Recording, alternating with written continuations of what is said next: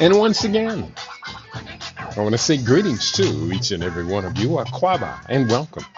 Welcome to another round of the Mastermind here on LIV Radio, LIV TV, and livinginblack.com.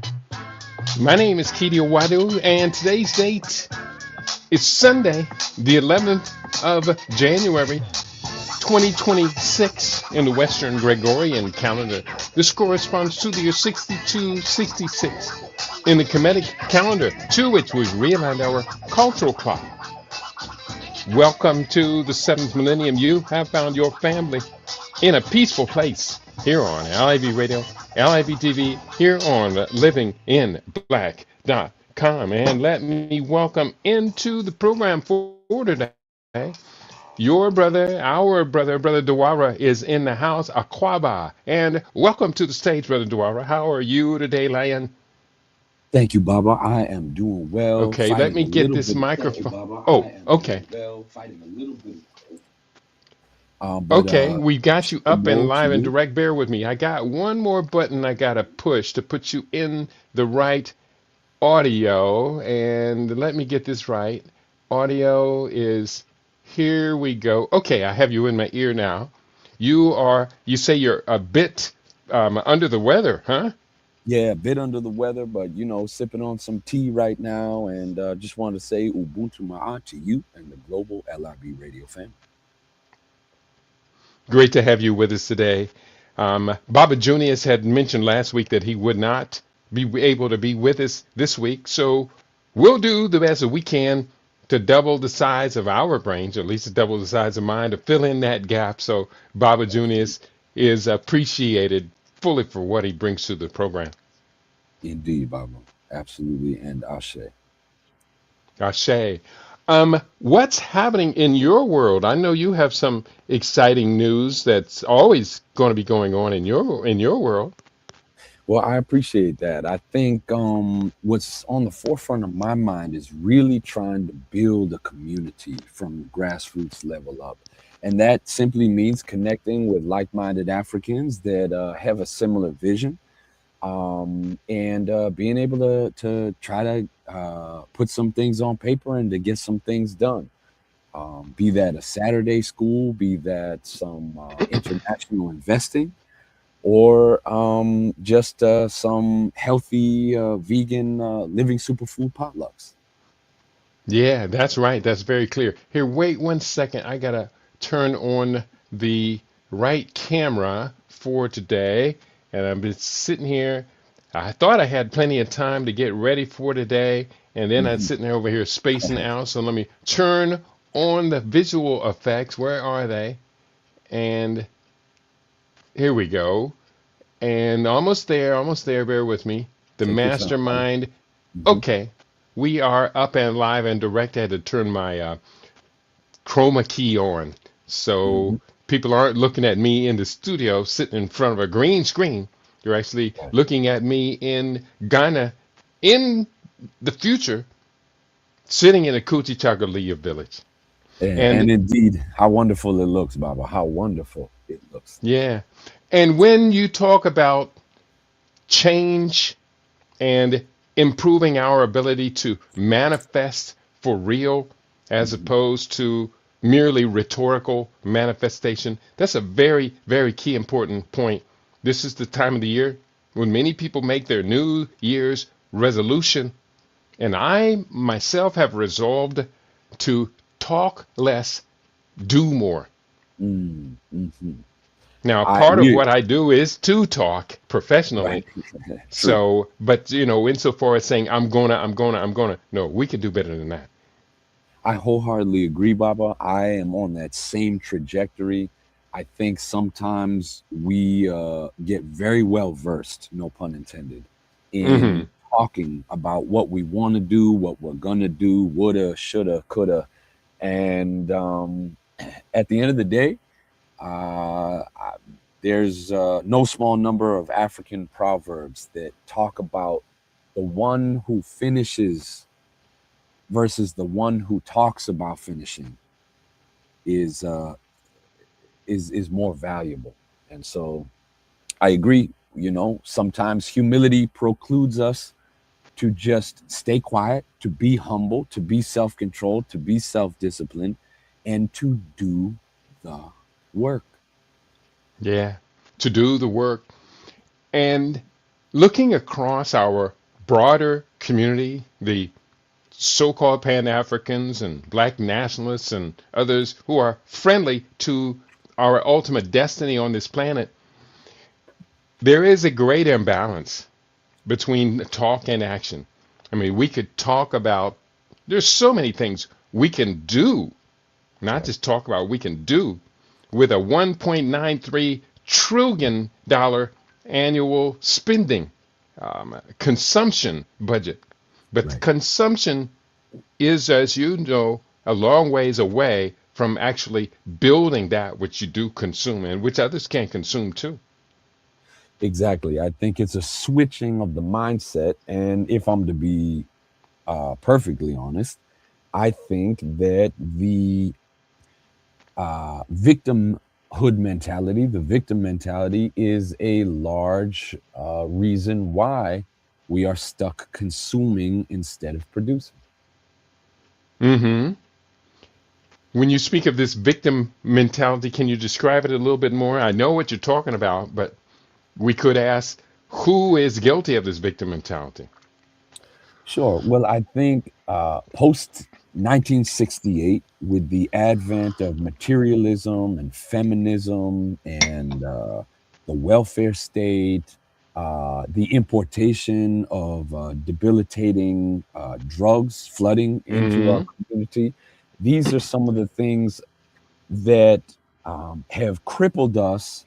And then the psyop, I feel, that was sort of undergirding all of that was the fact that it made us start to feel really bad about ourselves in such a way that we felt maybe powerless, hopeless, helpless, in such a way that after many generations of these low intensity forms of warfare on our people, we end up having a mindset, a mentality that leads us to believe that the world owes us something and that we shouldn't have to do anything for ourselves, and that uh, reparations and remunerations should be freely given.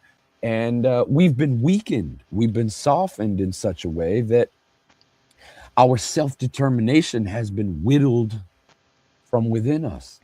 And we are no longer seeing ourselves as powerful, viable, uh, uh, glorious, long legacy people that are able to solve their own problems. Now, uh, many of us, perhaps the collective psyche of our people, are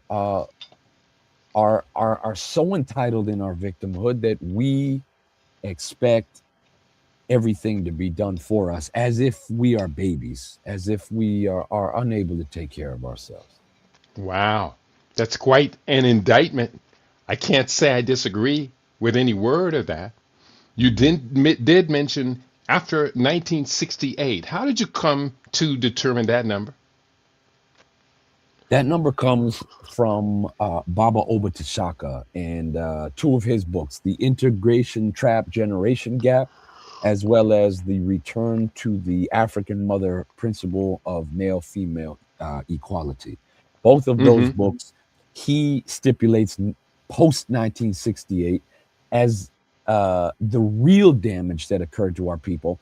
And he also uses that to suggest that it is a somewhat of a myth, if I may say, a myth that we came out of captivity a broken people. He argues that we survived that actually quite well. Our families were still intact. We were searching for our families. We were trying to build anew for ourselves. And a broken people would not be able to do that. So he's theorizing, suggesting that after our captivity had ended in this country, that we actually survived that quite well. And it was only until the low intensity warfare of post 1968 that we really saw the damage being done. And can you enlighten me as to how Baba Obati Shaka determined that particular year, 1968? That's a great question. I will try my best. I will try my best. I think during the civil rights movement, and after the assassination of King, perhaps Mm-hmm. that rattled our people enough, uh, and then the powers that be took a new direction in really focused on trying to break up the family by chemical warfare, Mm-hmm. flooding the community with heroin at first, and then later, much later, in the I would say the early '80s, crack cocaine, and then this idea of the black exploitation films where individualism is given to our people through the media um, as an alternative to our much more natural ancestral communalism. And then you have Mm. feminism, the welfare state, where if a pair of man's tennis shoes were seen under the bed, then the social worker would just completely cut the welfare checks to the black woman, and these things in total begin to snowball in such a way that that begins to really start working negatively on our people. Mm-hmm. Yeah. Those are Good just a points. couple of examples. Yeah, good reference points, all that you make. I have attributed the year 1971 or 1973. Mm, And the reason I do so, and I'm not saying there's that much a difference sure. between Baba Oba Tishaka and my own opinion, but that begins the era when we saw our culture turn Yeah. on us. Yes. Yes. The Yes. music before that era was soulful, it was Hmm. hopeful. Our lyrics brought the male and female together, created the family that was destroyed, of course, during the Moynihan doctrine or whatever. Yep. To Report. Yep. Yeah, the Moynihan report, which led to the dissolution of the black family. Hmm. And you did mention about the welfare state and all of that. But through the culture wars, we had our music turn on us. And Yes. when that music turned on us, the first it came out of soul music into um, before disco. There was when funk really Funk. hit, and Yeah. we saw around 1971, right when I'm becoming a young autonomous adult. Hmm. Right at that time, the music went funky, and we started seeing a big change. Things like Cameo came out. Yep. Now, when Cameo came out, it was the heaviest thing I can imagine. But think about it. When I think about it later, Dr. Funkenstein and Cameo and all these things seem Yep. absolutely ridiculous to me. Cameo, these men dressed up in skin tight suits with this Yep. cod piece over their Johnson, Yep. and they're Makeup talking on. about then makeup on, and they're talking about she's so strange. No, they could have looked in the mirror and say, I'm I'm so so strange. strange. Right. Yeah. Right. So when that culture war Yes. begins, the population war comes out right at the same time. And also, another reference point, 1968 is the year that Paul Ehrlich's book, The Population Bomb, Mm, comes out. mm. And with a population bomb, it takes a year or two to ramp it up. But then there is now a uh, antidote, I would say, that the Europeans have come up with a population bomb. And inside of the United States, it had been known since 1937 that unchecked the black population in the United States would overtake the white population sometime during this mid-century, and that Mhm. we would become the democratic majority in this country. So I know I just threw a lot on the table. Let me just say No. greetings to Hmm. For Africa One. I see you in the house. Greetings, beloved. Hotep Mastermind Panel and Global LIB family. And Brother Eddie is in the house on YouTube. Grand rising to the LIB radio family. Did you have any comment about what I said about the culture wars? So eloquently stated, Baba. Absolutely. I agree. This is when we're starting to see weirdness becoming fashionable, becoming vogue. It's no longer it's no longer vogue, it's no longer fashionable, it's no longer trendy to be like your parents or your grandparents and to follow in the great and wonderful ancestral morals that they laid the foundation of us for. And so you get this freaky, weird, unique, crafts materialistic, rugged individualistic. I'm a unique individual, and Mm-hmm. my style is more important than my substance. It's almost like an externalization of the culture where we move from the internal, Mm-hmm. traditional, indigenous African understanding that the internal will always be, as a spiritual people, will always be more important than the external. And then that flipped, like you said, in and Mm. around 1971, to your point, and we started to lose our substance, and we started to just latch on to the materialistic style, the Mm-hmm. stylization. And then when hip hop came about, the evil genius of name brand clothing, who normally, from what I understand, did not put their logos on their clothing. They then saw an opportunity to use our people to advertise the status of those name brands. And these fashion designers and clothing manufacturers began to put their logos and their names all over the outside of the clothing. Before, it was just on a little label tucked Mm-hmm. hidden humbly inside of the hem or the seam of the garment. But then, like I said, they rebranded us again with their names, but this time it wasn't the name of the so-called captive, so-called master. This time it was the brand name, no pun intended, the brand name of their logo or their name that we now wear all over us on these designer handbags and these jackets and these boots and all these kinds of things. Mm-hmm. And that the birth of the hip hop follows the rise of disco music. Yeah, yeah, yeah, And when disco music came, I think that was a further attack on the culture because yeah. before disco comes out, the music was soulful. It came from So our heart. We put a lot into it. and it was And devoted. It and was devoted. it It was was devoted as it carried devotion. devotion. Exactly, exactly. And then with disco, you've got this promiscuity element where, as long as you are feeling the height of hedonistic pleasure under that mirrored disco ball, then, well, maybe that's what really life is really about. It's just having a good time, forgetting all your troubles, your worries, your problems, and just partying your life away. Everything is one big party, barbecue. That's right. That's right. And you did mention the black exploitation era of Mm, filmmaking. yes. You were not yet born when Sweet Sweetback's Badass song came out, No, or I were was you? not. No, I I was think not. that would have been around 1971 or so. No. And someone out there might correct me, but I think I'm right on that year.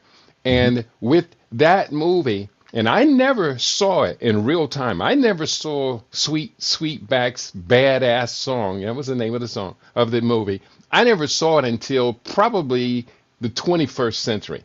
I may have seen it around 2009 or 10 or something like that. But when I saw it, it was just another reminder of what the heck what the heck were we thinking about? Yeah. That movie was really awful, bad, and it was just so derogatory to the image of the black male in the Mm, same way, or in a different way, I should say, but the kind of the same general degradation of those drug films of the black exploitation film era. But mhm. Sweetback, did you ever get a chance to see it? No, no, I didn't get a chance to see it. I maybe thankfully. Yeah, it was pretty bad. It tied into the porno industry, which was rising rapidly at the time. And Sweetback refers to a man with talents, let's say Mm, specific sexual understood. talents. Sure, And understood. he contributed nothing else. Nothing else. I can't think of anything he contributed to uplifting of society other than the fact that people would pay to watch Sweetback do his thing. Wow. And his quote badass song, he didn't sing. So what was his song? Right, right. What was his song? His song was his talent. And we could go on. I do see Well, Brother mhm. Shabaka is in the house. He says, "Greetings, Baba, panel, yes, and LB family. I'm so happy to be here with you all. It's happy. We are happy to have you with us, Brother Shabaka. You do mean a lot to this family. Osel Ashe. Kamal, checking in. Greetings, family. I'm a little older than you young men, but you guys are absolutely right in your assessments. Thank you, Brother Osei. That does mean a lot to us, and we appreciate, love you being with us, Baba. And if you have any observations about that changeover in Mhm. that era, when we changed from the civil rights movement, the Black Power movement, when we changed from family centered and then turned into these dysmorphic beings that we have become culturally now, you do put in those reference points. We appreciate love you for being in the audience today. You had any further comment? I just wanted to highlight again that shift from traditional African and African American values based on family, based on communalism, based on good character, Mm-hmm. and that propagandic psyop perceptions management shift that occurred in the late 60s, early 70s, which went straight into hedonism. I think it all fits quite nicely under that title of hedonism. Mm-hmm. And with hedonism, according to my opinion, with when we take on that value, it is the destruction of Yes, our cultural soul. yes, yes. Because then responsibility and accountability get removed from the equation such that we do whatever we want, when we want, with no repercussion, no recourse, no consequence. That is the exact opposite of African culture. It reminds me of I'm reminded of a book that came out in 1957 written by Vance Packard. It was Mm, called The Hidden Persuaders. mm. Are you familiar with that book? I am familiar with that book. I have not read it, but I am Mm-hmm. familiar with the title. It's a very, very important book. It's not a very large book. It's a paperback, but it talks about how it's really kind of the legacy of what was the guy's name? He convinced everybody to become consumers. Uh, Um, Edward Bernays? Edward Bernays, yes. And with Edward Bernays' work, which took place from the 1920s forward, the Hidden Persuaders kind of like packages it all up and says, this is how they have morphed, this is who they've become, and these Interesting. are the techniques by which they do work. Now, back in my days when I was writing the books Mind Control, Rap Hip Hop and the New World Order, and a number of Right. others, I relied a lot on the dialogue from the Hidden Persuaders. And I do recommend if you can get your hands on a copy of it. I may have a PDF of it or somewhere around here. It's not Mhm. that far out of print, but the Sure. Hidden Persuaders is very, very revealing of how they did it. And also, that book is paralleled by a second book by Aldous Huxley, came out in I think 1958. It was called Brave New World Revisited. That was a Sure. nonfiction recant or kind of a summary of his earlier book and Mhm. how it actually had manifested in reality. The earlier book was fiction, but the later book was nonfiction. Exactly. I do remember that as well. I think I do actually have a copy of that laying around here somewhere. And then let's modernize it for a second. The CIA, something that you brought to our attention through an article many years ago, and I kind of followed up on, found a couple more articles. The CIA uh, was what's the word I'm looking for? The CIA was, I guess, accused of manipulating telenovelas in Brazil Mm-hmm. to reflect a screenwriting that downplayed uh, children, essentially, as a form of fertility reduction, as a form of psyop, Mm-hmm. psychological operations, with the intent of reducing the fertility of Brazilian women, or Brazilian families, the Brazilian demographics, because the U.S., as we both are very clear, and I'm sure much of our audience is, demographics is actually seen by the United States government as a threat to national security. Mm-hmm. That's still going on. Still going on Yeah, and it from is my research. Yeah, it's still increasing, and they are becoming ever more sophisticated at it, which kind of brings us now full circle to where we began this conversation mm, about our intention over the coming months, over the coming year, is to back away from victimhood, from just crying about everything, right. to being more in control of our destiny. Yes, and I think it was last week or 2 weeks ago now, we even tried to come up with a little bit of a list, which unfortunately I haven't had the time to add on to, of things that we can control and how important psychologically that is for our people to have a grasp, an understanding, a comprehension of what we can control. So oftentimes the fear based predictive programming that Baba Junius always talks about and enlightens us about is designed in such a way, as we've said no small number of times on LIB, is designed to make us feel hopeless, helpless, too Mm-hmm. small, too insignificant to matter, and that no one else thinks this same way that we do, that we're alone, that we're secluded, that we're isolated, that we're cut off, that we're the minority.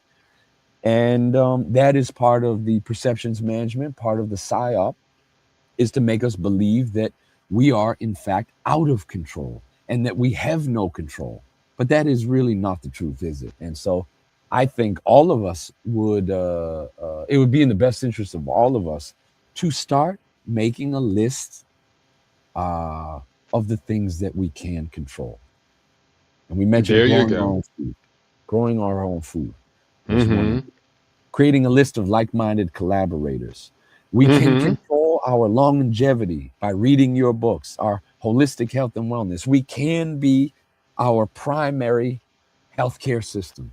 And then the choices that we make, it all comes down to making the right, good, and healthy choices. That's just a very small uh, start to the list of the things that we can control. Mm-hmm. And Brother Gus agrees with you. He's in the house. Welcome, Brother Gus. He says, but don't we have a choice? Well, Yes. Brother Dwara and I are saying we have many choices.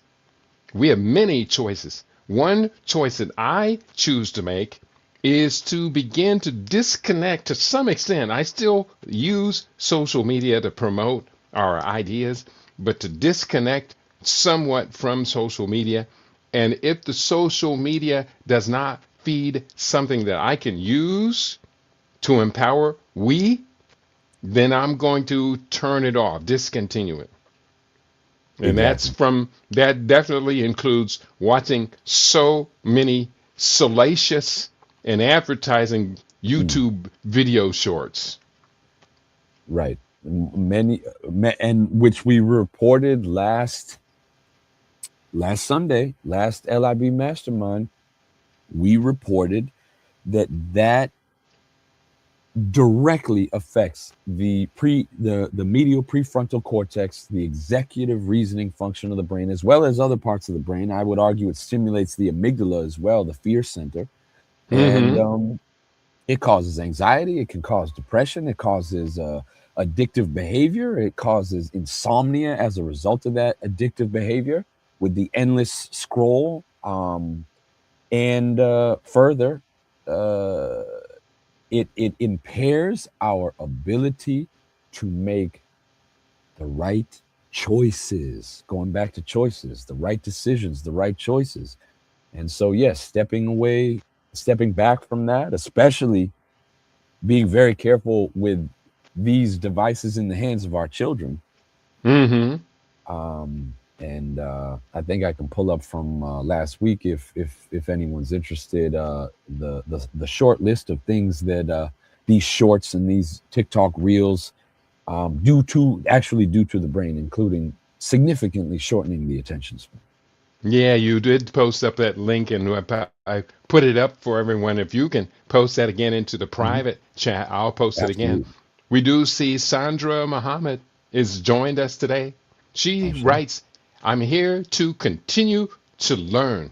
And welcome, welcome, welcome, beloved. You have found your family in a peaceful place, and we are doing the best we can to teach as you and I learn. I'm learning from you. You're Hmm. learning from and you, the listening audience, are a very important part of this, the People's Academy of Oh, LIB shit. Radio. So do continue to put these things up. And so, yes, Gus, I do agree. We do have choices. And unfortunately, the choices that we are making are increasingly decided by others. We Yes. think we're in control. We think we're autonomous. We would like to be autonomous and be in control. But these people constantly study us. Yes. Yes. Constantly. It's nonstop. They know us much better than we seem to know ourselves. And so And therefore, they're putting up choices for us. Choose between A, B, and C, but they have programmed A, B, and C for us. exactly. And to the point where I think it was Asa G. Hilliard, ancestor Asa G. Hilliard, who said, "The mind is gone and only a zombie remains." Mm, mm, mm. Yeah, Brother Gus agrees. He says the algorithm is in charge. But I'm going to disagree because I'm rebelling. Ashe. If they have programmed A, B, and C choices for you and I to make and put those up as the only choices, I am going to Hmm. search out and choose D. Use my AI, my ancestral intelligence, Uh, and always look for an Love that. alternative that is our empowering. All you have to do is go to the books. You mentioned Asa Hilliard. Asa Hilliard's books are available. Yeah. Shikhan's Job. We could go to so many of our ancestral, we're talking about ancestral intelligence, AI. That's where it's at, my brother. It's in the Love it. ancestors. I love it. Yes, it is. Yes, it is. And so oftentimes we're trying to reinvent the wheel. Why? Amos and Wilson wrote the blueprint for Black Power. It doesn't need to be rewritten. The book stands firm on its own. Have we read it? That is the question. And have we applied it? That's And have we applied the it? Yes, ultimate question. exactly. Ashe. Because I know a lot of people have told me, oh, that book, Amos Wilson's Blueprint for Black Power. I got it right here within arm's length. Yes. So it Yes. is a Same. very important book. But the Yes. problem is, it's Mhm. hard to point to any part of that book and say we have followed this great ancestor's advice and we applied it. True. Where is the African Credit Union? Right. Right. Right. There were Where so are the many supermarkets? important points. The supermarkets. We don't own, African Americans don't, African Nigerians or Nigerian Americans, they Yep. own supermarket chains in the US. African Americans don't own any. $1.93 trillion in consumption. One of the largest areas of that consumption is food. At least 120 or more billion dollars in food consumption. Yet point to, please identify a black supermarket chain for me.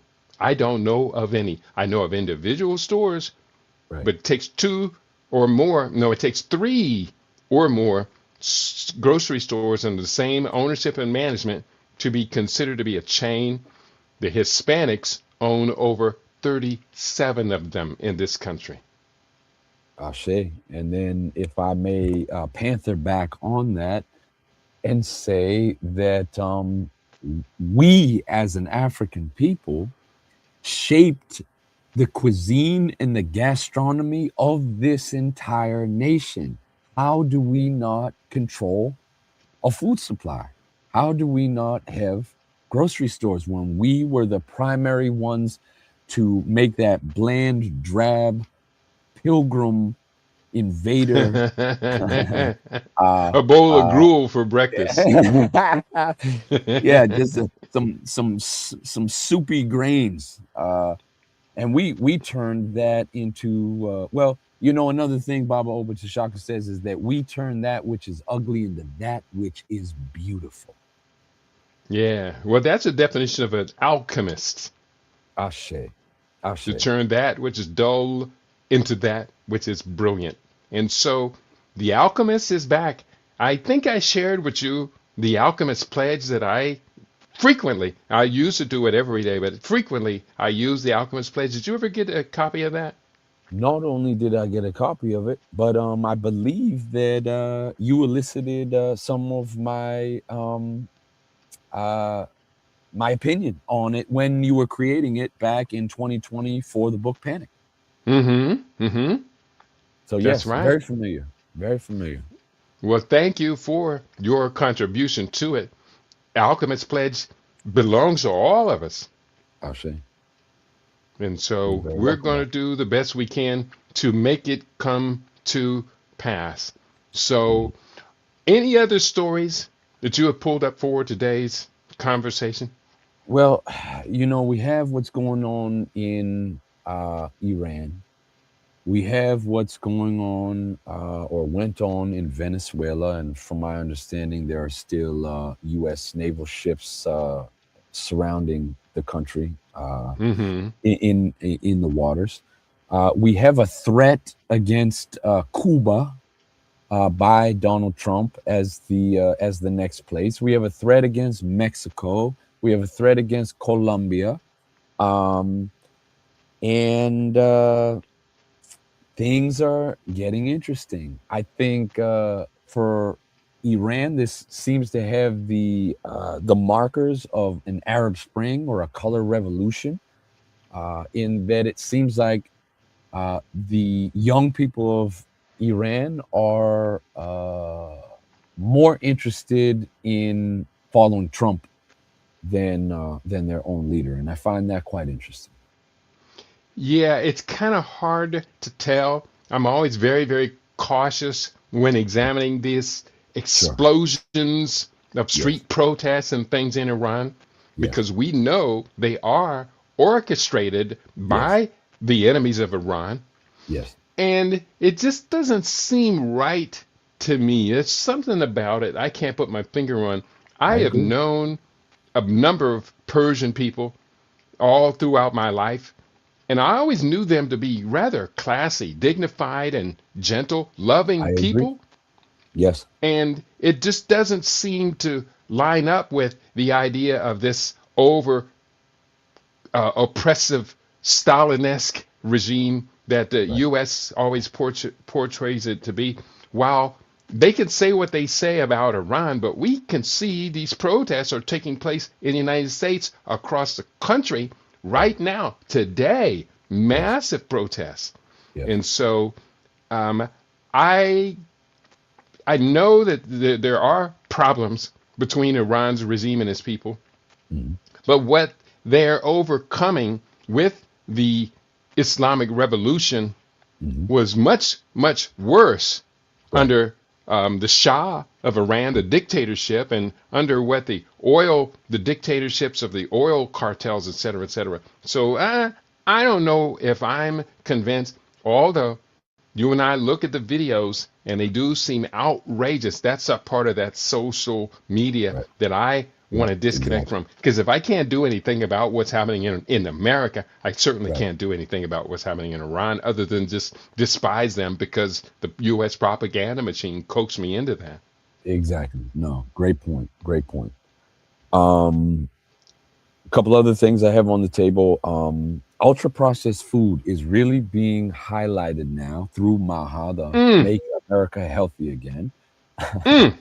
and the flipping of the food pyramid. I wondered if what your thought about that was.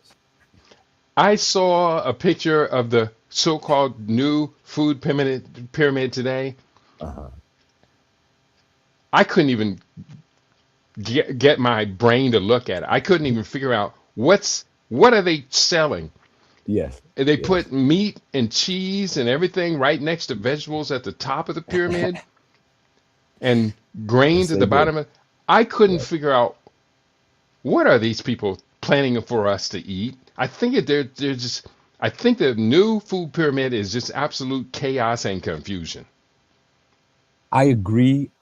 Now, full disclosure, I think that RFK Jr. and Maha, I think the goal is to get away from ultra processed food. And the Yes. pyramid that I saw said, eat real food. I can get behind that, but I agree with you. The promotion of excessive amounts of meat and dairy is something that I cannot co-sign whatsoever. Yeah, I'm gonna pull it up and look at the new food pyramid 2026.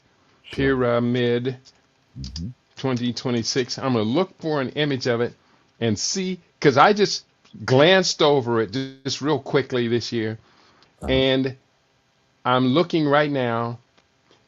And show me the new pyramid. Bear with me. Computer's taking a while I'm running take your so time. many programs. So, okay, Mhm. it's got it upside down, Right. Right. which pyramid is right side up. Right. So this Right. is not a pyramid. It is a triangle. Hmm. And at the top, it's got protein and dairy, healthy fats. It's got big old hunk of steer carcass, Hmm. cheese, poultry, and right next to that, it's Uh, got broccoli, frozen peas or something, and carrots and stuff. I don't know what they're trying to say. The left side of the pyramid is coming down. This is like a pyramid in a pyramid. The left side is coming down. It's got the meats and fats, the dairy and salmon. It's got eggs and shrimp and all this, and it's coming down.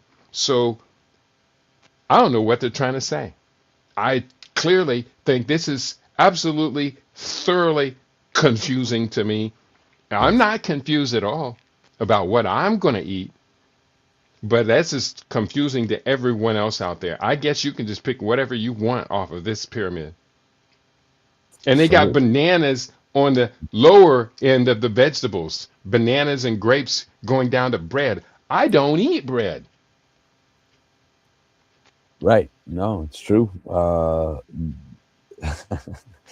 I'm pulling it up in the background myself. My computer's acting a little slow as well, but I agree with you. It's just a hodgepodge, a buffet of looks like a golden corral.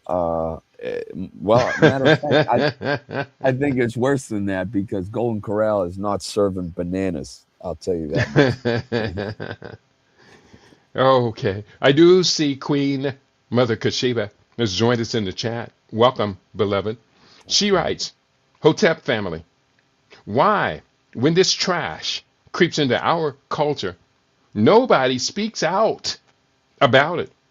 Intelligent voices have been silenced. Good job, comrades, for pointing these dastardly things out. And thank you for your blessings. We're going to do the best we can to please. When we please the elders, we know we're doing good. But we have tried to speak out, but the larger group of leadership have tolerated it. Um, you do mention Robert Kennedy and the Children's Defense Fund have come down against much of the processed food and everything, and all of that's well and good, except for it's I'm still confused about this food pyramid. So they apparently came up with that. So I don't know what they're trying to sell.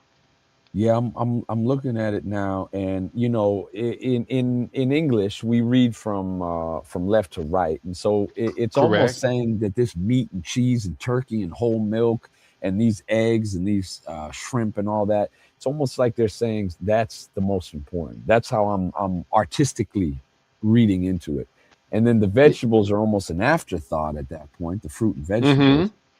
And it's like, oh yeah, maybe if you have some extra money, you can buy some fruits and vegetables. But really, get that piece of steak and that piece of that big hunk of stinky cheese. That's the most important. Mm-hmm. Now, and also the food pyramid. Now, if it Hmm. were the right side up, Right, says that the foods at the top of the pyramid would be eaten the least of, right. while the base of the pyramid, the base of our nutrition, would Hmm. be things like broccoli, the vegetables and everything, squashes, and avocado would be undeniably at the very base of a healthy diet in my eyes, and I bananas, agree. etc. So Yep. it's just confusing. I hope people rebel against it, but Americans, they're saying, wait a minute, where are the buffalo wings on there? Right, right, right. There's no pizza on there. No pizza, no buffalo wings. That's not our legitimate diet. Where is my burger? Yes, yeah. My my Chick-fil-A sandwich with genetically modified, possibly even cloned meat. Um, Chick-fil-A was actually it was announced last year as the most unhealthy fast food restaurant, even worse than McDonald's because of the syntheticness of the ingredients that are used and the chlorine baths that they Mm, wash the meat in. I mean, it's like I can agree with getting away from ultra processed foods because more and more and more medical and scientific studies are coming out about how bad ultra processed food is. mm-hmm, I think it's called UPF, right? Ultra processed food. mm-hmm. Uh, but at the same time, yeah, you know, what about the hormones? What about the NEU5GC That's that right. you taught us about? And the acrylamide that is accrued on a lot of these seared and fried and grilled foods. That's right. And the triglycerides in the oils that they fry the chicken in. It's Right. absolutely, absolutely disastrous. I do see a couple of comments in the YouTube. Sandra Muhammad says exactly. She's agreeing with so much of what we say. We have you in the house, beloved. Eddie That's right. McCrory writes Cameo and Funkadelic had to be a plant. What Mhm. black people could thought up all of that? That's a great theory. Um, I actually have developed this theory in the book Rap Hip Hop and the New World Order to some extent, but Mhm. later I realized that I had bought into a lot of the fake the funk stuff. Um, I used to be a fan of Parliament Funkadelic. In fact, I worked on two of their shows. I never was in the band, even though I was very good friends with members of the band, especially Mike Hampton, the guitar player. And there was Bernie Worrell, Fuzzy Haskins, who was a good friend of my brother's, etc. That's how I got introduced to Bootsy, and I got introduced to George Clinton, and it was an it was an interesting introduction. But I later started to realize that Dr. Funkenstein, George Clinton, was probably a CIA mind control Mm. asset. Yeah. MK Ultra something. Yeah. Now, that was really interesting because I could have been in the band later. Funkadelic used to drive, they used to, when they tour across the country, they would come into a city, and if some of the band members had died or quit, they would come into a city and then pick their favorite local musicians and join the band. So when they came through Atlanta, this would have been around early to mid 80s. Okay. Two of my friends two of my friends were asked to join the band. One good friend, his name is Fat Larry. He's since changed his name to Count Mbutu. He joined the band. He was a wonderful percussion player. I remember Fat Larry when he first started Mm, playing percussion, and he just advanced so fast. He just was obsessed with his mm, percussion, and he became so good so fast. It was amazing. And then there mhm. was another brother. It was one of the Jackson brothers. I think it was Gerald. No, it wasn't Gerald. It was there were two Jackson brothers. They were in Atlanta, and we were all part of the same group, the same posse. And we used Okay. to gather at my house where I had a recording studio, and we'd make jams and make recordings, et cetera, et cetera. So when Parliament Funkadelic came through and were looking for new band members, the Mm, two of my posse joined with them. So there was a likelihood I could have been drawn into that network as well. But I normally don't tell the story, but my friend Fat Larry, they were on tour, on the tour bus traveling to another city. And he said a guy came down the center aisle of the tour bus and he had a silver tray or a plate. And on the plate, there was a pile of white powder that he presumed was what it was. uh, And then there was a 38 pistol. mm, And the guy walking down the aisle came up to him and says, "What's it going to be, young blood?" mm, mm, And so Fat Larry told me he jumped off the tour bus at the next stop, grabbed a bus or a plane, and went back home and mm. gave up on that. And he became then Count Mbutu, which is he's still outperforming. He's still a wonderful, one of the best musicians I've ever worked with. And but the other brother, the Jackson brother, and I can't remember his name. I can't remember his name, but he unfortunately became a cocaine fiend, Yeah. crackhead. You know, it reminds me, it sounds awfully similar. I don't want to make a bridge that isn't there, but it sounds awfully similar to the CIA's involvement with the creation of the hippie free love movement and this CIA linked caravan that went around just distributing LSD to young people all over the country. And that can be found in a book called Weird Scenes from Laurel Canyon. Uh, Very interesting book. One, Yeah, gives that title one more time. sure. Let me actually pull it up on Amazon real quick. It's called Weird Scenes from Laurel Mm-hmm. Canyon. Weird Okay. scenes. Oh, weird scenes inside the canyon. Laurel Canyon, covert ops, and the dark heart of the hippie dream. And that's by David McGowan. And that is a very interesting book. Weird scenes inside the canyon. Laurel Canyon, covert ops, and the dark heart of the hippie dream. Mm. Uh, and that ties in the Manson cult, that ties in rock stars and military operations, and you know a lot of the in that book too. A lot of the most famous hippie free love '60s folk era musicians, a lot of their fathers and uncles and grandfathers were intelligence agents. Mm-hmm. It's very Yeah. interesting. He has a whole chapter on that. Yeah. And of course, we can take another inside that same room of MK Ultra. We can take another look in another room, and we can see the what was a group out of San Francisco? The Oh, the Jim Mike Jones. Jim Jones, Yes, and yes. we can find that family in that same room as well. What a dangerous, dangerous time it was. And most of us were just kind of completely oblivious, just going along with whatever television told us was hip. Yep, exactly. Well, that's why they So, call it Hollyweird, you know, because all of this was in the Hollywood Hills, Laurel Canyon. Um, and he mentions everyone from the Birds to Buffalo Springsteen, the Monkees, the Beach Boys, the Mamas and the Buffalo Papas. Springfield, it would have been. Hmm. Yeah, I'm sorry. Yes, Buffalo Springfield, the Turtles, the Eagles, the Flying Burrito Brothers, Frank Zappa, Alice Cooper, the Doors. You know, a lot of weird, strange things going on back then, for sure. And And of course, the guru was Timothy Leary.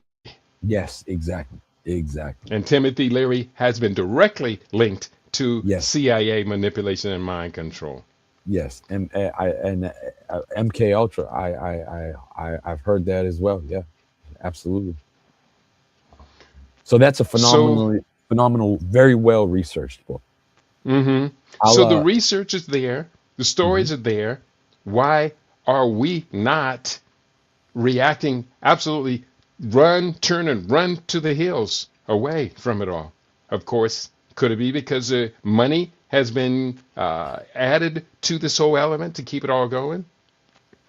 It sounds right to me. And then if you want to modernize it, you know, with what kind of Kanye West exposed with that Canadian intelligence, former intelligence agent Harvey Pasternak, and his supposed pharmaceutical control and manipulation of so many artists, A-list celebrities, and musicians in Hollywood under pharmaceutical control.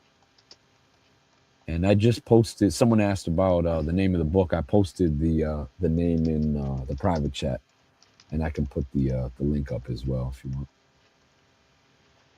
Yeah, you had mentioned Kanye West and Harley Pasternak. What is it Harvey, there? yes, yep. Harvey Pasternak was a former Canadian intelligence agent who essentially, it seems like Kanye West outed as the one that was manipulating and controlling him and threatening to have him recommitted to a psychiatric institution if he didn't play ball. Wow, that's very powerful. This is the first time I'd heard about that, but it's definitely, I'm looking right now and I'm seeing that there is something there. Kanye West apology, and who is Harley Pasternak? Mhm. Um, do, tell us, do you know any more about that? Well, I'm just I catching this for the first time. yeah, absolutely. I believe that it was revealed that Pasternak had upwards of 50 to 70 was in control of the medication, the pharmaceutical medication of 50 to 70 A-list Hollywood celebrities. And they listed many of the names of the people that are under his direct control in terms of him getting them on pharmaceutical medications. There's a Britney Spears tie-in as well, in that, you know, uh, some of these very famous, and especially if they were famous from a young age, there is a there is this idea, this notion, this theory that if they try to get a hold of their own catalog, if they try to do what they want in terms of creative musical self-expression, and it goes against the labels, then there are repercussions, and there's kind of hit pieces put out on them in the tabloids. And Kanye West again was asserting that uh, medications are used to control a lot of these very, very high up A-list celebrities to comply, to stay in line. Wow. And he And someone showed had, text messages. Yeah, go ahead. I'm sorry. he showed text messages. He showed text messages from uh, Pasternak that said uh, essentially, "I'll have you recommitted. Press of a button, I'll have you recommitted." Wow. Someone had asked a question to what was the name of the book you had mentioned? Mhm. Weird Scenes Inside the Canyon? Yes, exactly. You just posted that, I think, in the comments, right? Yeah, I just posted the name of the book. I'm going to find it on the bookseller, and hopefully we'll have a few copies that can get out to our people. And I do see weird science or weird scenes inside the canyon. And let me just copy all of this and just paste it over here for our listening audience. Wow, we're on a roll today, my brother. We are Yes, we are. doing the best we can to Uh-huh. give our people the energy our people need to begin to decode what's happening and remove yourself from Yes. the matrix. Yes. I'll say. Remove yourself from the matrix. It's a synergistic effect, impact of it, and Hmm. we can do better than this, but we're going to have to do better if we want to do better. So, on that note, let's continue. Now, Hmm. I had pulled up a number of different stories for today. I was just going to kind of briefly go through these. I'm Sure. looking what's happening in Africa. Mhm. Good news. Ethiopia launches the construction of Africa's largest airport. Now, Ethiopia Airlines is Africa's premier airline. Right. And I've got to say, I've flown Ethiopia Airlines about 10 times, maybe 9 or 10 times. And Okay. it is a phenomenal airline. I flew back and forward between America and Africa probably 4 times, 3 or 4 times on it. And then I went to Ethiopia in 2017. And inside of Ethiopia, we took Ethiopian Airlines jumping from different region to different region. You can't really drive Ethiopia because it's just too Right. mountainous. So we had to Right. fly from different places. And Sure. I loved the airline. The service was great. The quality of their airplanes was superior, undeniably. They've only had one crash, and that one crash was, of course, due to Boeing's mismanagement of its Right. the 35. What was it called? I I can't can't remember the remember. name, but yeah, the plane brought itself down. It went. There was a computer mix-up on the plane. Hmm. But Ethiopia Airlines is absolutely superb, superb, superb. Everyone, if you ever get a chance to watch, to listen to Ethiopia or to join Ethiopia Airlines and fly on it, do so. But laying the foundation stone of the Bishoftu International Airport, Prime Hmm. Minister Abiy Ahmed said it would have the capacity to handle up to 110 million passengers annually, tripling the continent's current busiest hubs. He added Mm. that the project would bolster the African Continental Free Trade Area, AFCFTA, and enhance Ethiopia's global competitiveness. Hey, listen, I am saying to African Americans, this is where you put your money. Right. Build Right. up these major airports. African Americans can run all aspects of a modern airport. Build them up, engineer them. Let's do this. Hmm. Let's finance it. If nothing else, just finance it. But what can $1.93 trillion do with the will of an entire nation or subnation?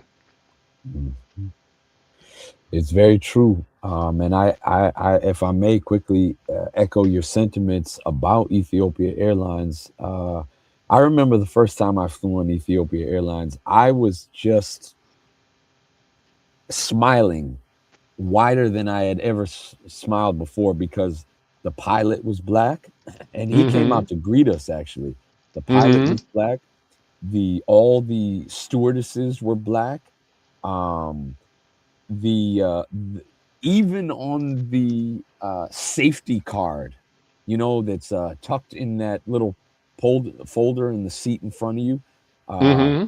even the people on that were all black, and I just was in heaven. I said, wow, this is so contrary to anything that we experience here in the US. And then because they didn't have a vegan option, because it was a small flight, and I don't know if I forget whether something happened or they the meal didn't go through or something like that. And the stewardess such a beautiful, gentle, sweet young woman sat next to me and shared her lunch with me because they didn't, her own personal lunch with me that she brought from home because they didn't have anything that I could eat. Wow. I had almost exact same experience flying back to America from the continent, Hmm. Ethiopia Airlines, and they had the typical Western menu. You Right, want chicken or do you want fish? And I right. said, well, I don't eat chicken and I don't eat fish. Fish, right. And so the airline hostess told me, okay, just wait a second. I'll be right with you. Yes, Because I just said, well, and apparently I just won't eat. I can go without food till I right. get back to America. And she said, just wait here a little bit. And then when she came back, she had put together a meal just for me. It had fruits, it had the Beautiful. veggies on it. It was Hmm. no milk, no dairy, no cheese, none of that. And it almost it touched me so closely to my heart that it almost brought tears. Yes, And she was just absolutely sincere and so absolutely gracious.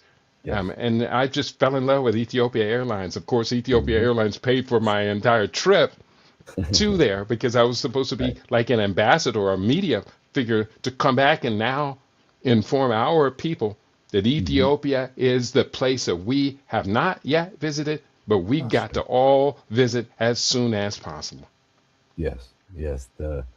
The grace, the hospitality, the kindness Mm-hmm. of the Ethiopian people are unmatched. I mean, and again, some of the only people on the continent to have never been successfully colonized. They know who they are. They know their history, and yet they haven't lost that loving kindness, that hospitable touch. Oh man, I'm ready to go back to Ethiopia. You're bringing me back to Ethiopia. Yeah, I in say, I in my say, mind, I I say say. absolutely. Mm-hmm. And when did you go to Ethiopia? I went to Ethiopia in 2011 with Mm-hmm. Did Professor you go as a part Menu. of a tour? Yes, Professor Menu Ampem. All right. Oh, one of my favorite people on the planet. I know you enjoyed that trip. Oh, I definitely did. It might have been the best continental experience that I've had, and I've had a lot of good ones. That's a tough one, but Ethiopia holds a very special place in my heart. Absolutely. Mm-hmm. Did you go to um I think it's in Gondahar. There's a restaurant called Four Sisters. If if memory serves correct, um, to be honest with you, we went so many places I can't even remember. Four Sisters does sound familiar, but I don't want to give you the wrong information. Mm-hmm. Perhaps Well, was it like a little resort type of no, it's a restaurant, okay. and the Four Sisters run the restaurant. And at the time I was there, their mother was kind of like holding court out front. She Mm, was so graceful that everyone who came to the restaurant, especially those of us with manners, right. would take the time and greet the mother and just kind of salute her. But Hmm. it was such a wonderful experience. They held a buffet and they must have had about 40 dishes on the buffet, Oh my and then goodness. they had a session where we all danced, and it Okay. was just a complete and total memory. I'm sure if you had seen it, it would definitely stick with you. And Sure. I told the mother I would come back one day and Okay. ask her if I could marry one of her daughters. And Nice. so she just laughed at that, and it was a wonderful experience. Four sisters. I think it's in Gondahar, and Okay. it's been a while. I know you went to the Blue Nile Falls. Yes, yes. I think it's called Tissa Bay. Mm-hmm. It's been a while since I've remembered that, but yeah, we went to yep, we went to the source of the Blue Nile, Mm-hmm. Tissa Bay, I think it's called Smoke of the Nile, I believe, Mm-hmm. and then Bahadar, and then of course Addis Ababa, Lalibela, Gundar, Mm-hmm. Aksum, and then we went as far north as Yeha, which is not that far from Eritrea. Very far up north, kind of in the Adwa lands, where the Great Battle of Adwa was successfully fought and won by our Ethiopian brothers and sisters. And oh man, it was just ineffable. I can't even put words to that trip. That's great. A couple of comments have come in. I know we're kind of getting off into our personal stories about Sure. this journey. Uh-huh. Eddie McCrory is in the house. He says, my older sister took me to a $5 for five groups show where the mothership landed in the Coliseum. I was between 13 and 15 years old. I really thought they had tapped me into something, but all they did was get drunk and high. And Mm. yeah, that was what that was about. And that Mothership Connection, was that one of the shows? I think that was a show that I was working behind the screens on when they landed the mothership in Detroit. Um, I do see Eddie McCroy once again. He says, "Oh, Sandra Muhammad says, thank you, Eddie McCroy. I think most of us know Boeing Airlines. That was a Boeing 735 that crashed. Two Right. of them crashed, are in trouble with planes' engines falling off and the bad delays. What airline do you think is in place to take their position? Um, well, Boeing is not an airline. Well, they're an airplane manufacturer, but I Right. think that the European Union has the plane that's going to really take over their place. But then China is now manufacturing planes for international travel and distribution as well. So, Boeing, they've seen their day. There was a time when American aviation technology was the best in the world, but now, like everything else, it is succumbing to other countries which are putting more quality into their craft. Absolutely. It's true. All right. And let me see. I think there's another message here. Let me just share with you. No, we got through most of the messages. Um, and we still have enough time that we can get a few more stories in. So that story, Hmm. Ethiopia, another story, unfortunately, we have to report once again Sudan war. The headline reads Sudan war leaves millions hungry and displaced as the health system nears collapse. Mm. Mm. Mm.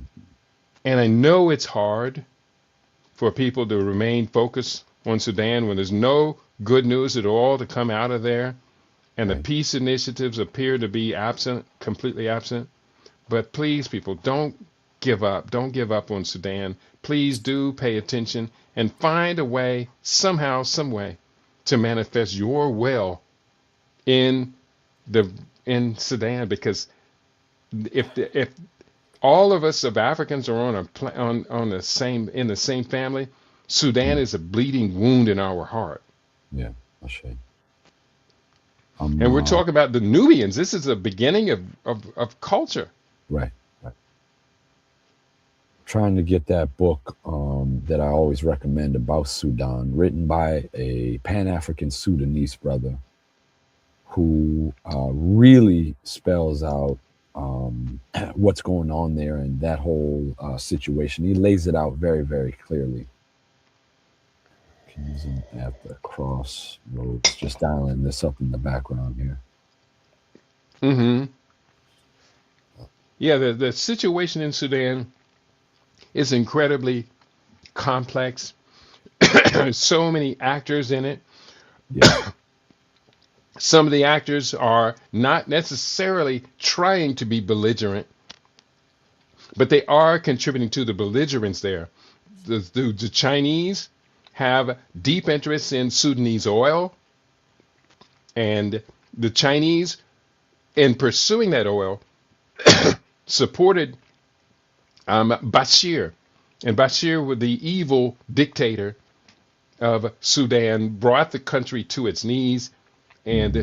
created the genocide in Darfur region and so many other bad traits. Now Bashir has been replaced by United States interests through the United Arab Emirates. And Mm. United Arab Emirates is undeniably disruptive in supporting both sides in armaments of the conflict there. Right.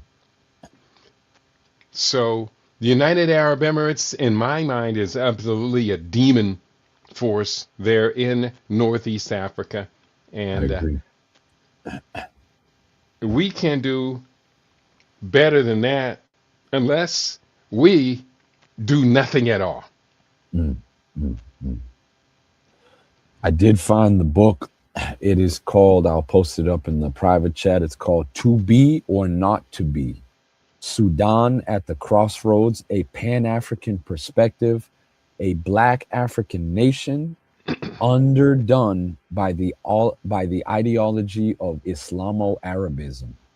Very Mm. interesting title. Yeah, the ideology of Islamo Arabism. And that came out So, in 2019. I'll post that up in the so private chat. you and I would see these Arabized Africans from Sudan Hmm. and think that they were black people functioning as black people, Right, right. but apparently it's quite different. Um, do you know of what's her name? The writer she dated. I can't think of her name. Cola Booth. Oh, Are you Cola familiar with Cola Booth. Booth? I am familiar with Cola Booth. Yeah, very Hmm. interesting character, individual. Sure. Have you ever been? Have you ever met Cola Booth or read one of her books? I have not. I have not. I only know Cola Booth through the several times that she was interviewed on LIB. Hmm. Yeah, Cola and I became very, very good friends. Hmm. I still, to this date, I haven't talked to Cola probably in 7 years or so. But if Sure. I were to see Cola or she were to see me, we would immediately walk up and hug and kiss each other, Mm. kissing cousins. And Cola Booth is a giant of a woman, not only physically stature, but her intellect. She's an intellectual giant. And I have the utmost of respect for Cola Booth, although when the last few times we got together, we ended up kind of arguing with each other within Mhm. minutes or whatever. And but Cola Booth, I mean, her values, her values are a little convoluted. Like she's Sure. extremely into Western feminism. That's what I think I remembered about her. And I despise Western Yeah. feminism. Same here about her. Yeah, she sees it as a benefit to her position and her being able to express herself and do what she wants to do.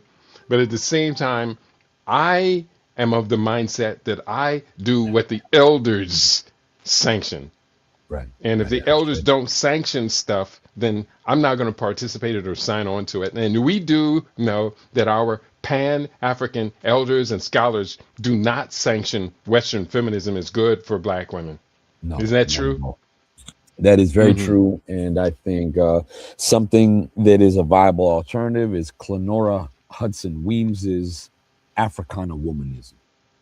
Yes, that's it. Africana womanism, Ifeoma Dume, Helen Hmm. Hudson, Clenora Hudson Weems, and Yes. other scholars. I did put together. This is in my book. It's called Disaster Preparedness for Yes. World Wars Five and Six, and I Asha. did take a chapter out, and it might have been that book or the African Future, but I did take a chapter out and highlight these Africana Yes. womanism, and Yes. that's ism is a doctrine, and Africana womanism is a doctrine of African women, and I personally think I would subscribe all of our women to. Culturally, it fits us definitely much more than black feminism or Euro feminism. Exactly. And in the book Target Africa by Obianju, I'm sorry, Obianuju Ehi Ocha, I believe that's a Yoruba, I mean a Igbo name. This sister lists population control, hypersexualization of the youth, the seeds Mm-hmm. of radical feminism, the push for abortion rights, the normalization of homosexuality. Then she talks about aid addiction and modern day colonial masters. In this book, Target Africa, the ideological neocolonialism in the 21st century, this sister really breaks down how feminism is being pushed on African women and how Africa and African men are mistakenly and erroneously, oftentimes in Western media, presented as being misogynistic. I argue that, as this sister does, that nothing could be further from the truth. How can you blame the people who understand the duality of gender, male female complementarity, male female harmony and balance? How can you accuse them of somehow being hateful and hating of women? There is Mm-hmm. nowhere in the world, I would argue, that appreciates the divinity of women more than the African continent. Mm. Very, very good. You do mention African authorship. Um, are you familiar with Chimamanda Adichie? Is she the feminist writer from Nigeria who has written several books? I'm One of her books was made into a film, Half of a Yellow Sun. Yes, that's yes. I am familiar with her. I'm gonna be completely honest. I'm not a big fan. Yes, she has written essays like, quote, "We should all be feminists," unquote. Right. And so that's why she's so celebrated in the West. She is Yeah. undeniably a part of that propaganda machine. But Hmm. unfortunately, the story is there was a tragedy in her life, just recently just reported on allafrica.com. The internationally renowned award-winning author Chimamanda Adichie has told friends that the death of one of her 21-month-old twin sons in Kanu Nmandi was a result of critical failures during medical care in a Lagos private hospital. The doctor prescribed a mm, a drug to the baby was sick and was being transported, but they needed to sedate the baby, and apparently the doctor overprescribed the drug, and she is blaming the medical care system of Nigeria for her son's death. It was an unfortunate tragedy, and and it's just unfortunate. But unfortunately, this happens so often on the African continent. That's Right. one other place where we, as Africans who know better, should know better, could go in and make a difference there. I agree. Yeah. But I when it comes to the mother, I don't necessarily empathize or sympathize with her point of view, but her babies undeniably need to be protected and projected as best as we can. And Nigeria, as rich as Nigeria is, they can improve their healthcare system. I wholeheartedly agree. Wholeheartedly agree. Um, but I think there's this interesting phenomenon that occurs with some of our people, some of whom are from the continent, born and raised, where they get exposed to a certain type of educational status and level, and they begin to think that the West has all the right ideas and answers, and they start to see that. In my personal opinion, I think they start to see that as a form of elitism, in that the illusion is that, well, uh, how can I have gone to this very prestigious school like Yale or Harvard or Oxford or the Sorbonne in France, and these people have it right. They are bringing issues that and then I think quite frankly, people get brainwashed in that idea that Europeans are somehow superior intellectually, and that their way is the right way, and that everything in Africa, or maybe not even everything, but a lot in Africa is backwards. And I just disagree with that. That has not been my personal experience. Mm-hmm. Yeah. Yeah. Good point you make. Um, any other stories on your um, map for your day, on your list for today? So interestingly, Bayer, there's a Bayer lawsuit, which we know Bayer bought Monsanto. Uh, Mm-hmm.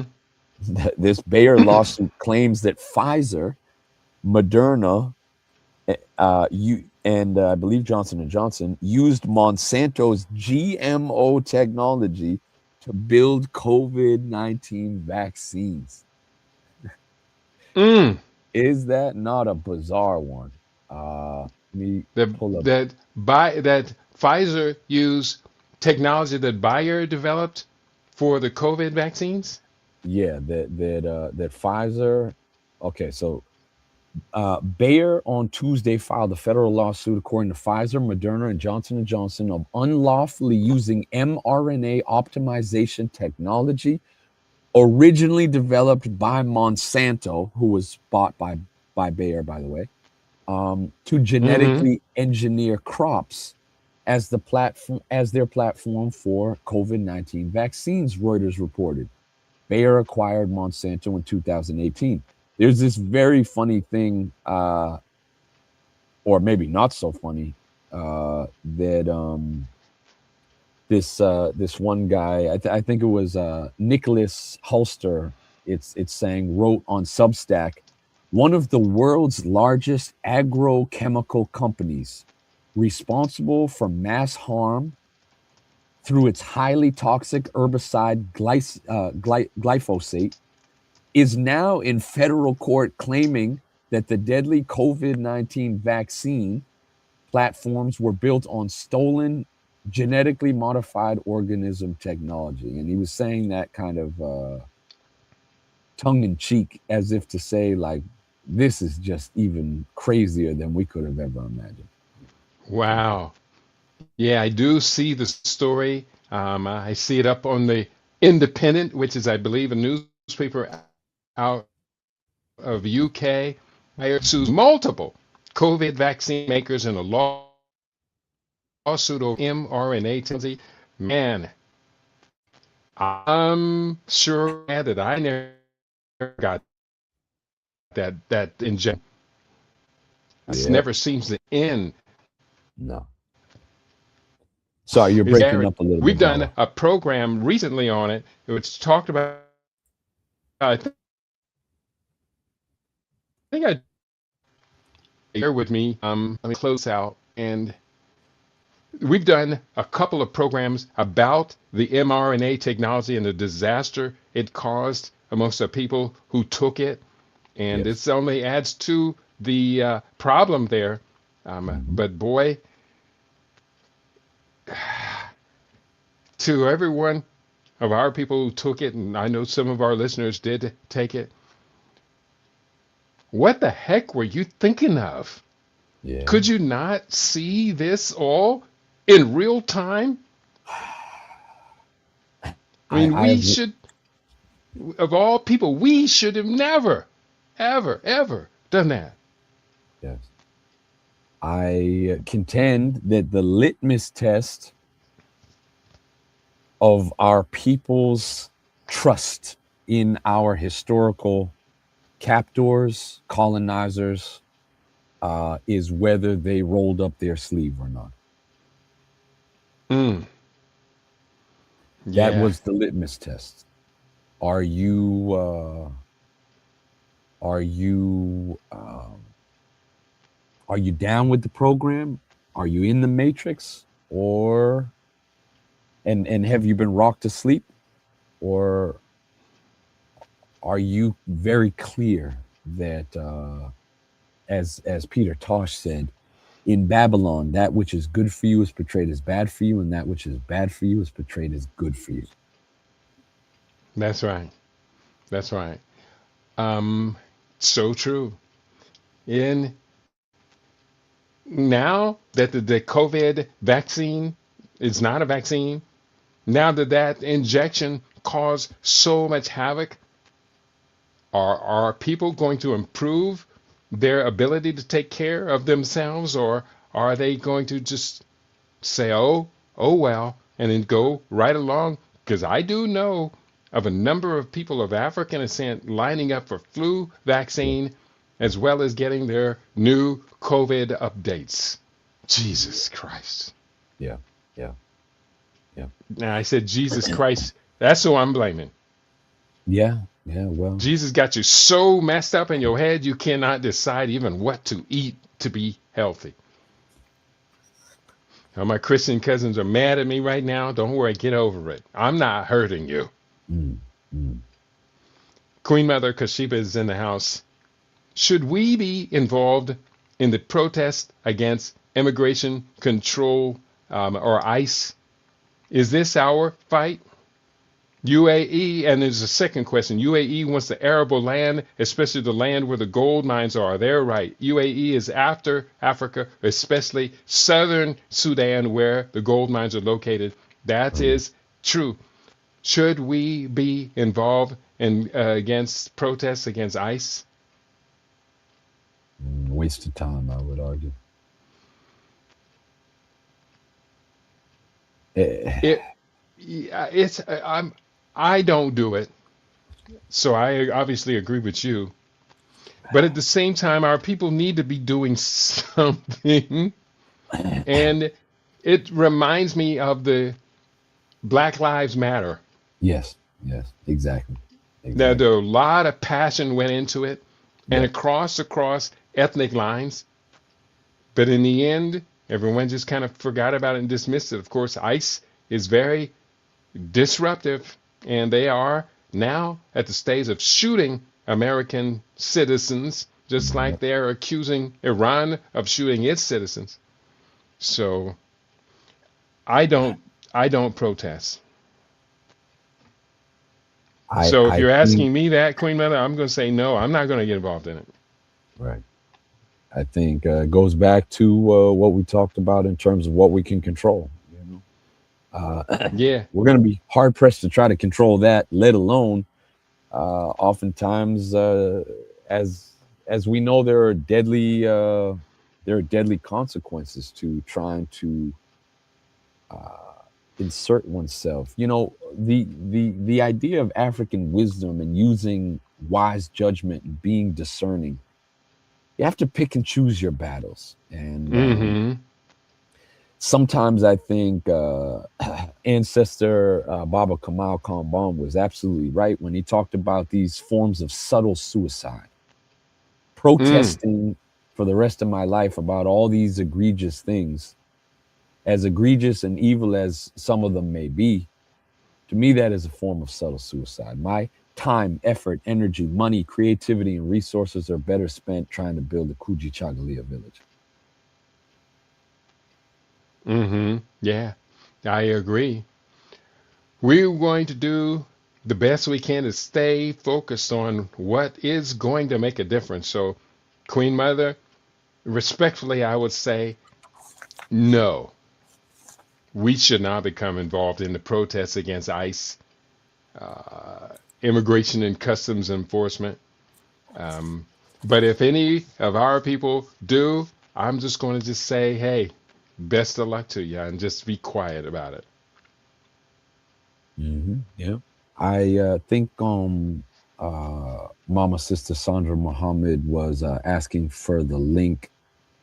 I'm not sure if it was the article that I mentioned, but I did post that in the private chat, as well as a book called "Moving Beyond the COVID Lies," where Dr. Brian Artis does give a detoxification and supplement regime to try to counteract the damage that is done by that COVID injection. So I posted that Mm-hmm. in private chat as well. It's a very interesting book All comparing right.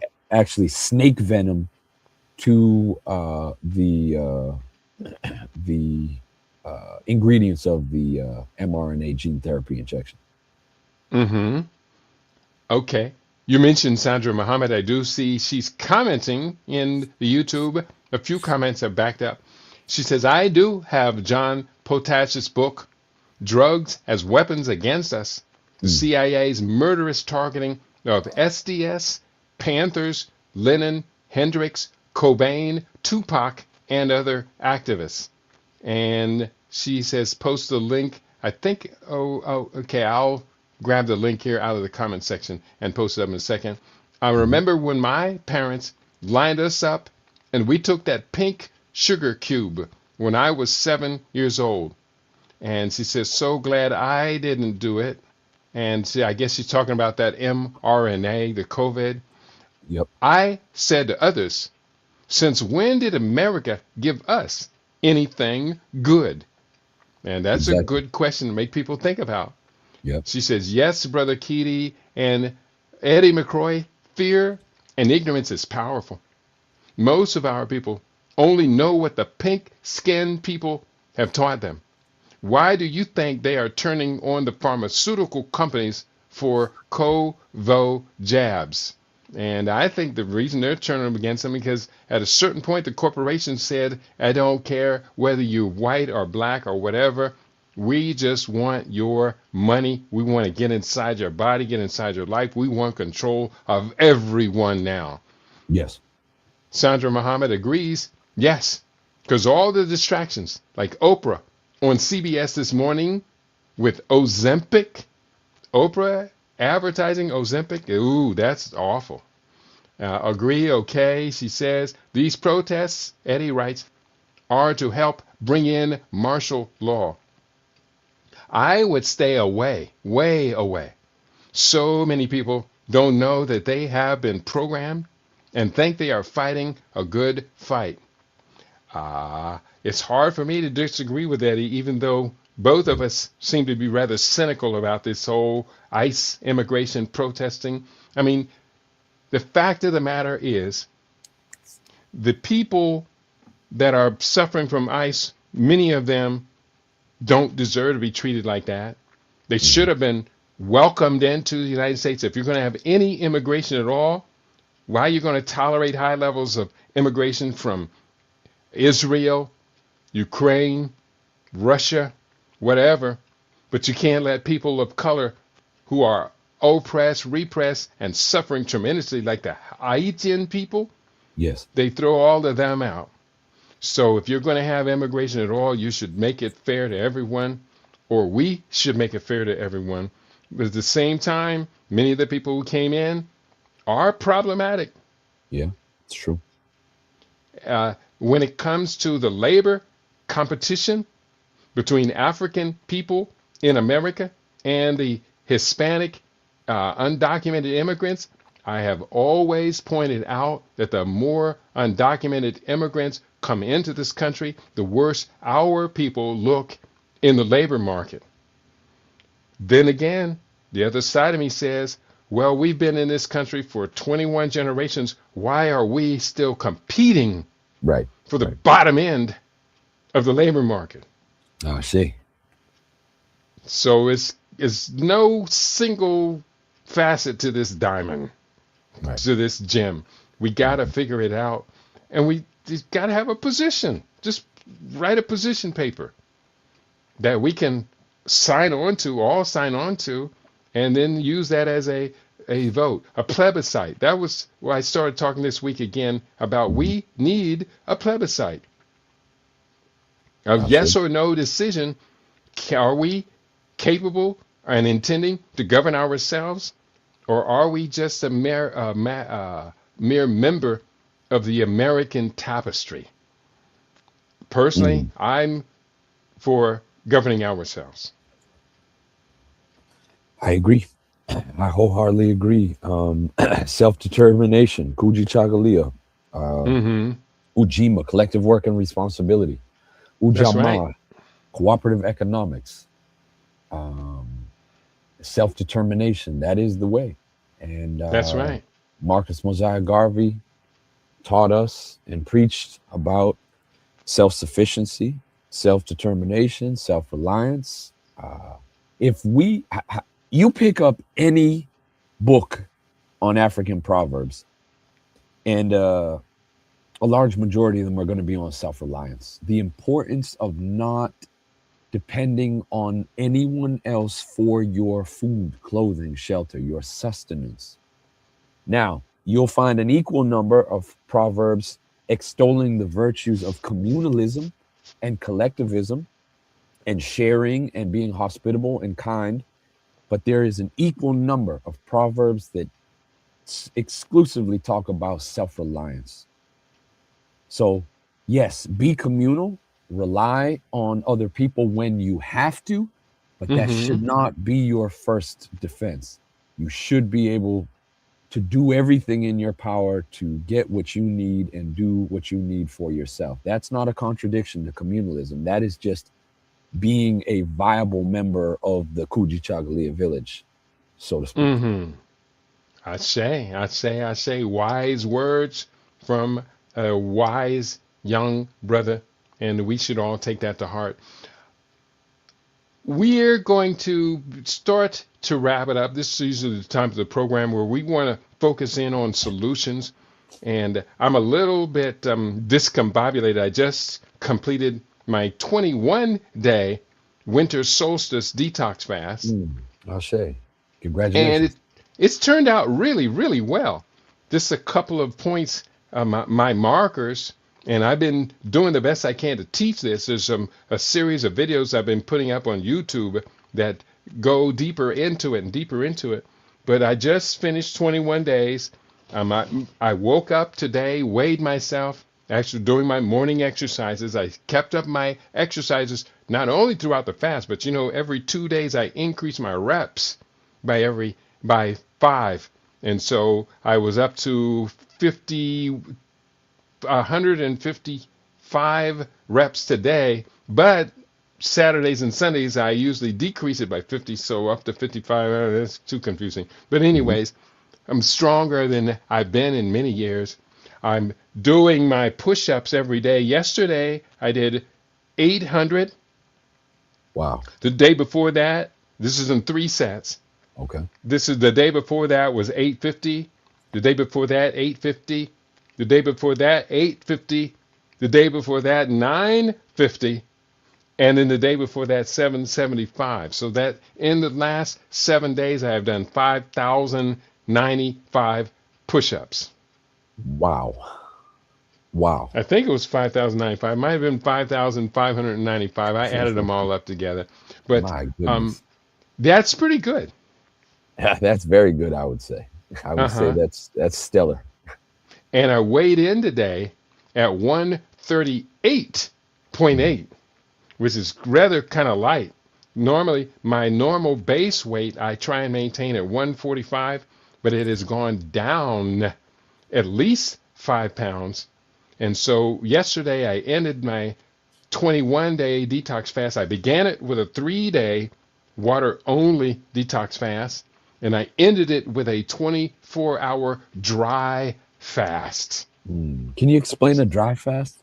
Dry fast is no water, no soup, no tea, just you against the world. It's what they do during Ramadan, but they don't Okay. do it for 24 hours. They do a 12-hour Right. as part of the Baha'i faith and the Ramadan. Hmm. But the 24-hour fast does a real good job of helping to reset your circadian rhythm, and it puts you right at the edge of going into autophagy and ketone burning. But the 3-day water fast is actually better for autophagy and ketone burning because they put you in that pattern for 2 full days. And it really is very, very beneficial. But a 24-hour dry fast is said to be equivalent to a 3-day water fast. But then again, I did the research and it's not necessarily equivalent to, but it does some really good things. Okay. Beautiful. Now, Yeah. congratulations, Baba. That's very inspiring. I'm coming up on ready to go and do another extended fast myself. All right. Congratulations on that. Do you time your fast to any event? I do mine according to the equinoxes and the solstice. I love that idea, and unfortunately, I was not able to do it for this winter solstice. So Mm-hmm. perhaps starting back up in the spring equinox.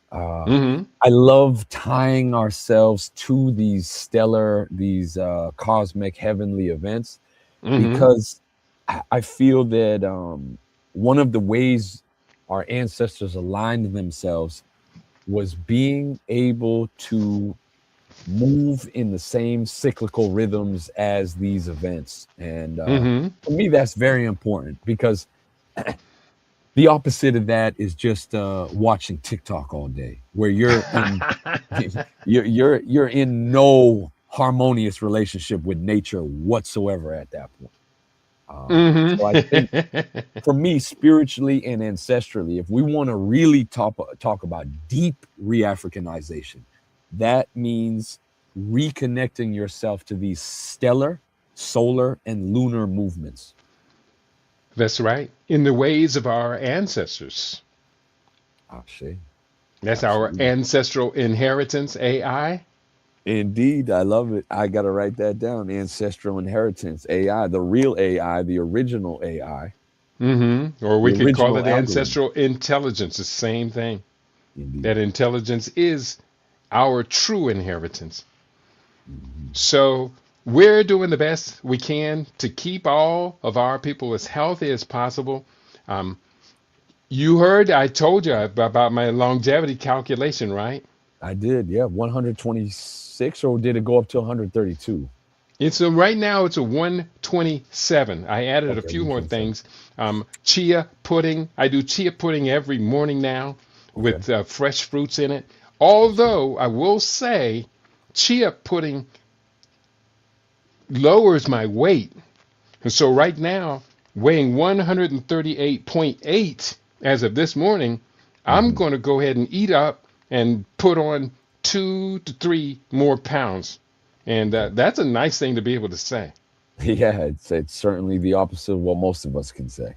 Yeah, yeah. Most of us are saying the same thing. I don't want my weight to be below 140, although I'm growing kind of used to it right now. It's been less than 140 for better part of the last 3 weeks. Hmm. But I do want my weight to stay right around 140, which Hmm. at age 25 I weighed 145 pounds. And the thing about the longevity in the Hmm. calculation that I have, it has my biological age right now is 45 years old. Wow, wow, wow, wow. Talk about you can go black or you can stay white here. Mm. I hear that. No doubt, no doubt, no doubt. We're going to start to wrap it up. Um, what else have we not talked about today? There were a number of different stories I put up. Let me just see if I can quickly go through these. Hmm. Um, there was the story from, oh, we have not talked about what's happening in Venezuela at all. Right. From Africa, the African Union weighs in. Maduro's fall when democracy collides with sovereignty, and the African Union has come out very firmly. And Musa Faki Mahamat, chairperson of the African Union Commission, addresses the opening session of the 37th Ordinary Session of the Assembly of Heads of State and says that we should be supporting Venezuela Hmm. and opposing the illegal activities of the United States in kidnapping the president, his wife, and holding them and their country hostage as the U.S. sends in its oil companies to plunder Venezuela's oil. Hmm. Hmm. Yeah, it's very true. It's being taken over, and I forget what the number of millions of barrels or whatever that is being taken over, but Mm-hmm.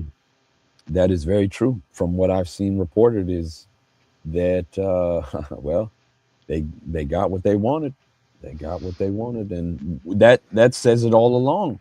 That the resources were the main aim, the main goal, not narco terrorism, not narco trafficking, Most of the Hmm. drugs come from Mexico, anyways. Very little comes from Venezuela, from what I understand.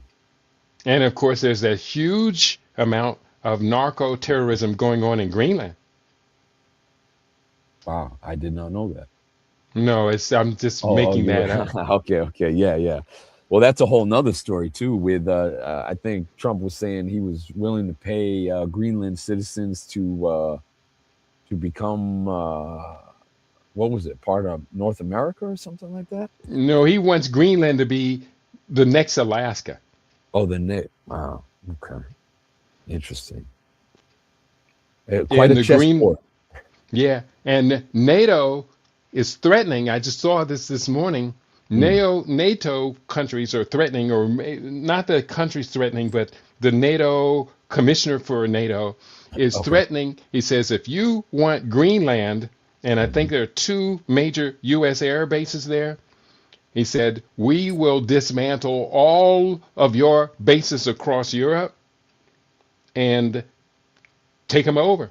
So if the U.S. takes over Greenland with its two bases, NATO is going to take over, I think it's over 30 military bases across their countries. Mm. As this is getting crazy. It's getting crazier and crazier. Trump wants Canada. Canada told him, go, yours, go Trump yourself. Right, right. They're now going harder and harder after Greenland. And one would think that, they would have learned something. But no, Trump is crazy. And he wants to invade Mexico, Right. Colombia, Cuba. Cuba. They want Cuba. They want Cuba back when Cuba was ruled by the mafia. That was America's Yeah. possession at that point. They Yep. want Cuba, and they want to attack Iran. They're about or already started back at war in Syria. Yeah. And Donald Trump keeps claiming he solved 8 different military conflicts around the world. Mm. Continues to bomb Somalia as well. Continues to bomb Somalia. He bombed Nigeria, which it's a precarious time. Good thing, good time to be focused on what you and I can control. I am Exactly. doing the best I can to focus on healthy longevity, not just for me, but for all of the people who would decide, yes, Kitty, I am ready to listen to you now. Mm. Mm.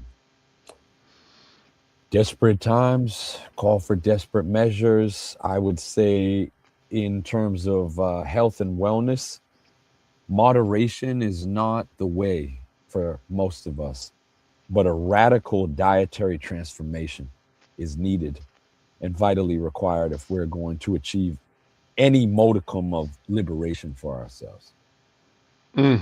I say, yo. I have one more headline over here, and I'm going to put this one up into the chat. Mm-hmm. Here, one second. Where are you at? Where you at? My daddy would say behind that at. I'm going to copy and cut and paste this one for our listening audience. This is headline is entitled Africa stands to benefit from Mm. gold rally amid global instability. Okay. Let me share with you a little bit of this story as I share it here as well. Mm-hmm. Here's what the story reads. The arrest of Venezuelan President Nicolas Maduro by the Trump administration has added a new layer of geopolitical uncertainty, reinforcing gold's role as a global safe haven asset and pushing prices to record levels. Gold rose more than 2.5% on January 5, climbing to nearly $4,450 an ounce. Now that's very high. Since the start of 2025, prices are up 65% and have gained more than 130% since Russia's invasion of Ukraine in 2020. Morgan Stanley expects gold to reach $4,800 an ounce by the end of 2026, while JP Morgan has flagged the possibilities of prices exceeding $5,000. Now, I'm not into gold markets. I don't do the markets. But African countries that manufacture and export gold, they should be able to take a positive message away from all of this. But it seems all too often like the African nations aren't really in charge of their own gold, like United Arab Emirates. We had mentioned Yeah. them earlier. And their imposition in Sudan, in the southern region, South Sudan, where much of the gold is produced. I wholeheartedly agree. I think most of that is probably external. We know that the various intelligence agencies and even NGOs that be are deeply involved in making sure that African countries do not uh, and cannot benefit from the resources directly under their own feet. The other part, I think, is destabilization that is done also on part of those intelligence agencies, in that prop up leaders that are going to political leaders that are going to kowtow and open the door of entryism to these powers that be, so that they can continue to exploit and steal ultimately these precious resources, which are needed for this so-called high technology, from space aeronautics to satellites to uh, electric car batteries, laptops, cell phones. Um, this is a complex issue, and I think one of the best books that explains that is, which we are no stranger to, is Confessions of an Economic Hitman. Mm-hmm. Yeah, very true. Glad you mentioned that. We're gonna have to wrap it up and Absolutely. start to move forward. Couple of comments I'm going to share Mhm. from YouTube. We're talking about Eddie says, is there a tie-in to drug production and this oil? Mm, I say the tie-in to it is only in Donald Trump's in between his ears. Sandra Muhammad says being pushed by Stephen Miller. I think that that's all the more evidence that doesn't exist. It's a fantasy. He said the dirty oil. Eddie, once again, the dirty oil question mark. I hear the Venezuelan dirty oil, and I think he means the crude oil Yeah, is high used for sulfur content. diesel. I'm sorry. I'm sorry. It has a high sulfur content. High Maybe sulfur that. content. He says, I hear it's used for diesel vehicles, but the U.S. shell oil is only good gasoline vehicles. Um, I did see something, I looked at something about that, about what the difference between the sweet light crude oil and the heavy amount of refining necessary for Venezuelan oil. It said that southern refineries across the southern United States, this Venezuelan oil would be appropriate because the refineries are set up for heavy crude oil like that. Mhm. But, Yeah. but I don't know enough about the oil industry to be able to say anything definite about that. My only comment on that would be that I believe the Koch brothers are the only ones in the U.S. that have like one machine or one facility, for that matter, that can Mm-hmm. process that high sulfur contented crude oil from Venezuela. Mm-hmm. Whereas China does have the capacity to do that. And so, for me, I see this kind of as a proxy war Mm-hmm. in trying to not allow China to get access to that crude oil. That'd be Yeah. my own personal opinion, anyways. Mm-hmm. All right. And I'm going to close with the following Okay. from Queen Mother Kashiba. She asks, does Africa need a nuclear bomb for protection? Mm. Well, based I don't like hypotheticals like you, Babaki. I don't like hypotheticals, but and it's a big but. Big Um, bud. I think we would probably be the last people on earth to use it if we did have it. You mean the final people or the ones most reluctant to use it? The most reluctant to use it. Mm-hmm. That's not in our nature. And I think as corrupt and as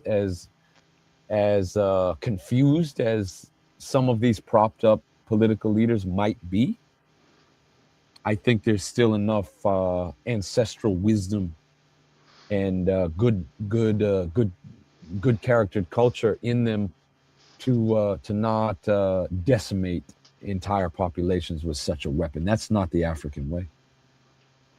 Mm-hmm. Yeah, I agree. Um, I say no, Africa does not need a nuclear bomb, period. We would be the last to use it, no doubt, but we don't need it. Something we're not going to use. Why spend all that time developing something we're not going to use?